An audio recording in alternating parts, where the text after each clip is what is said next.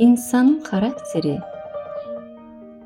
onun sakit və rahat anlarında yox, həyatın onu sınağa çəkdiyi fırtınalı vaxtlarda ölçülür. Çünki sakit dənizdə hər kəs yaxşı kapitan görünə bilər.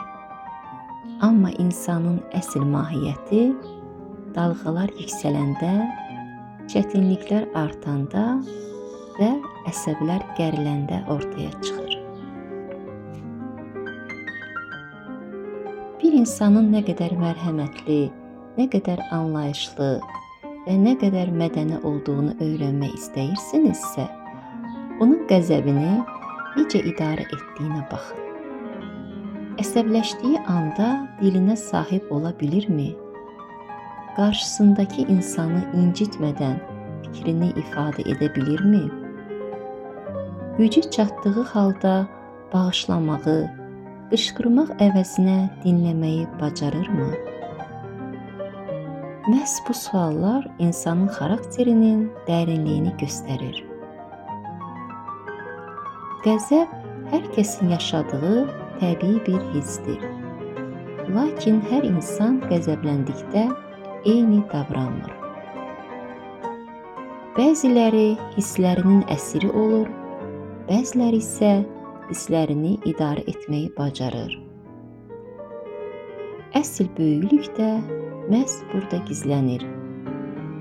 Çünki insanın dəyəri sahib olduğu gücdə deyil, o gücü hansı şəkildə istifadə etməsindədir.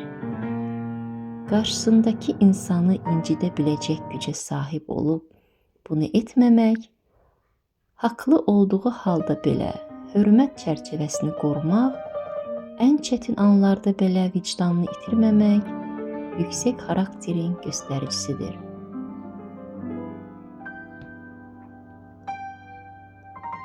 Unutmayaq ki, insanın əsl siması uğur qazandığı günlərdə deyil, səbrinin tükəndiyi anlarda görünür. Hər kəs xoşbəxt ikən mehriban ola bilər. Amma əsəbi, yorğun və çətin vəziyyətdə olarkən də insanlığını qoruyanlar həqiqətən də böyük insanlardır. Xarakter insanın başqalarına necə davrandığında deyil, ən çətin anlarında belə öz dəyərlərinə nə qədər sadiq qala bildiyində gizlidir. Mənzərəyə nə qədər yaxın olsanız, hər detalı görsəniz belə, onun əsl gözəlliyini və bütövlüyünü dərk etməkdə çətinlik çəkərsiniz. Çünki bəzən həddindən artıq yaxınlıq baxış bucağımızı məhdudlaşdırır. Həyat da elə bunun kimidir. Yaşadığımız hadisələrin içində olarkən hisslərimiz, narahatlıqlarımız və düşüncələrimiz bizi o qədər əhatə edir ki, baş verənlərin ümumi mənzərəsini görə bilmirik.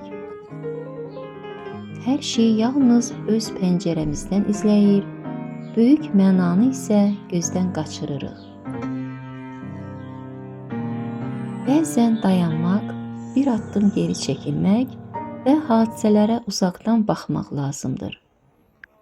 Çünki məsafə insana daha aydın düşünmək, daha doğru qərarlar vermək və görünməyən həqiqətləri görmək imkanı yaradır. Yaxından baxdıqda qüsur kimi görünən bir şey, uzaqdan baxdıqda böyük bir gözəlliyin parçası ola bilər.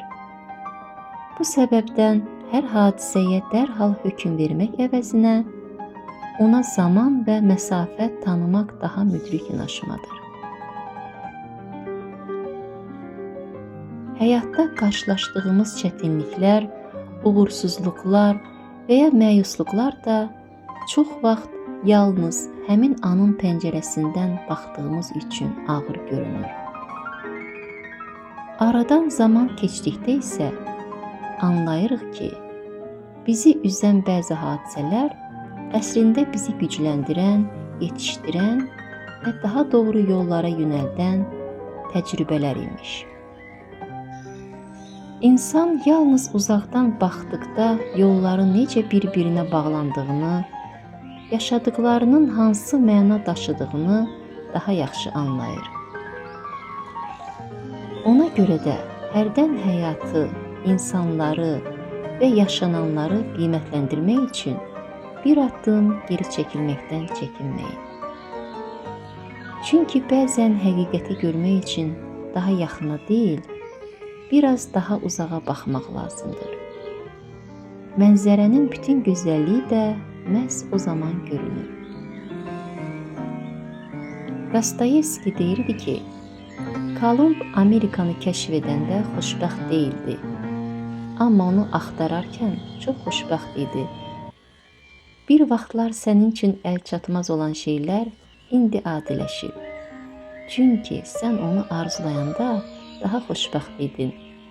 Ona görə də bəzən arzular reallıqdan daha gözəl olur. İnsanın həyatına rəng qatan məhz arzulamaq, axtarmaq və yol getməkdir.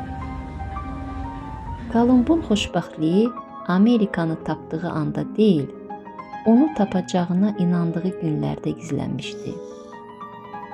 Çünki insanı yaşadan təkcə nəticə deyil, həm də yoldur. Bəlkə də xoşbəxtliyin sirri əldə etdiklərimizi adiləşdirmədən onlara yenidən baxa bilməkdədir.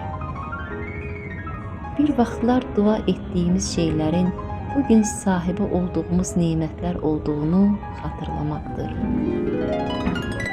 Çünki insan bəzən yeni arzuların arxasınca qaçarkən, vaxtilə ən böyük arzusu olan şeylərin içində yaşadığını unudur.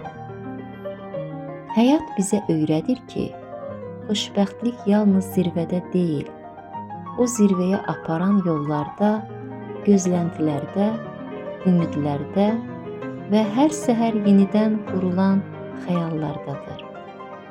Bəzən arzular reallıqdan daha gözəl görünür.